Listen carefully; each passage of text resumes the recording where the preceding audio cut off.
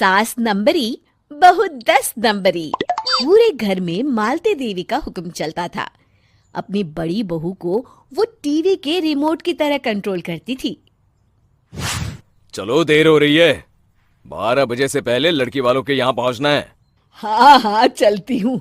मैं तो भगवान से बस ये दुआ कर रही हूँ कि जिस तरह मेरी बड़ी बहू मेरी मुट्ठी में है, उसी तरह मेरी छोटी बहू भी मेरे इशारे पे नाचे।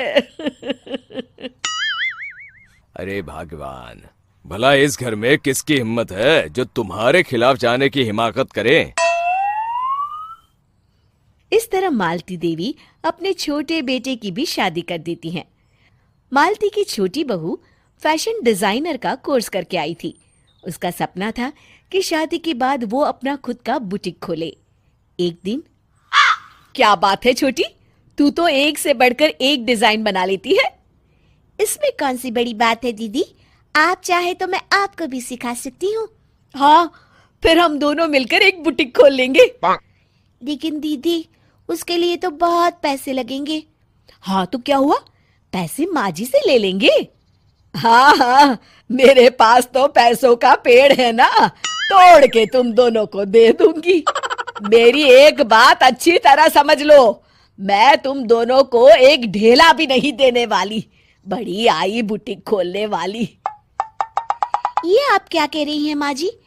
आप हमारी मदद नहीं करेंगी तो कौन करेगा? अरे अगर बुटीक खोलने का इतना ही शौक है तो अपने माँ बाप से पैसे क्यों नहीं मांग लेती? मेरे पैसों पर क्यों आंख गड़ाए बैठी हो तुम दोनों?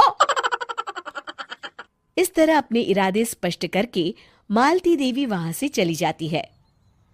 अरे ये क्या दीदी, माँ जी तो साफ मुकर गई। अब हम क्या करेंगे? तू चिंता मत कर, बुटीक तो खुल के ही रहेगा। कहते हैं कि घी जब सीधी उंगली से नहीं निकलता तो उसे उंगली टेढ़ी करके निकालना चाहिए। माँ जी अपने आप को समझती क्या है? पूरी सोसाइटी जानती है कि माँ जी ने अपनी सास को घर से निकालकर उनकी दौलत पर कब्जा कर लिया है। हाँ दीदी, अब तो जैसे को तैसा करना पड़ेगा। फिर दोनों बहुएं मिलकर एक साजिश रचती हैं। एक दिन, अरे नालायक, जरा ठीक तरह से पैर दबा, बिल्कुल मजा नहीं आ रहा। खाने पीने में तो कोई कसर नहीं छोड़ती। तभी वहां बड़ी बहू हाथ में एक फॉर्म लेकर आती है। माँ जी, आपके लिए एक खुशखबरी है।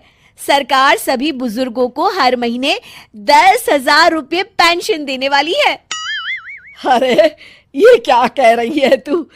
क्या सच में मुझे हर महीने घर बैठे 10,000 रुपये मिलेंगे?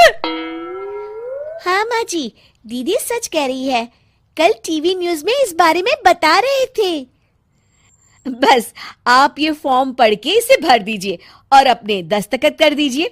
मैं इन्हें ले जाकर जमा करवा देती हूँ।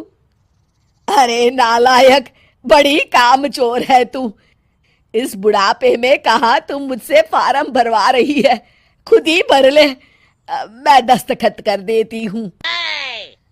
ठीक है माँ जी। फिर बड़ी बहू बड़ी चालाकी से फॉर्म के पन्नों के बीच प्रॉपर्टी के पेपर छिपा कर रख देती है और उन पर मालती देवी के दस्तखत करवा लेती है। कुछ दिनों के बाद मालती देवी अपने पति के साथ 2 दिनों के लिए अपने एक रिश्तेदार के यहाँ जाती है। दूसरी तरफ दोनों बहुएं पूरे घर पर अपना कब्जा कर लेती हैं। मालती देवी जब अपने रिश्तेदार के यहाँ से लौटती हैं, तब अपने कमरे में ताला लगा देख आग बबूला हो जाती है। अरे नालायको, मेरे कमरे में इतना बड़ा ताला किसने लगाया है? माँ जी, ये कमरा तो मैंने अपने बेटे रोहन को दे दिया है और आज से आप बाहर कोने में जो छोटा कमरा बना है ना, वहां रहेंगी। अच्छा, मैं उस सड़ेले कमरे में रहूंगी है? तेरी ये कहने की हिम्मत भी कैसे हुई? और मेरी इजाजत के बिना मेरा कमरा देने वाली तू होती कौन है?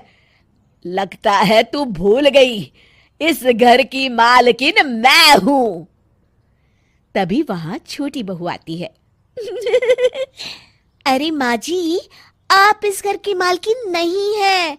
अब इस घर की नई मालकिन हम दोनों बहुएं हैं। ये देखिए, इन प्रॉपर्टी के पेपर पर आप ही के दस्तखत है। अरे भाग्यवान, ये तुमने क्या कर दिया? दस्तखत करने से पहले एक बार ठीक से पढ़ तो लेती। अरे लेकिन मेरी बहुएं मेरे साथ ऐसा कैसे कर सकती है?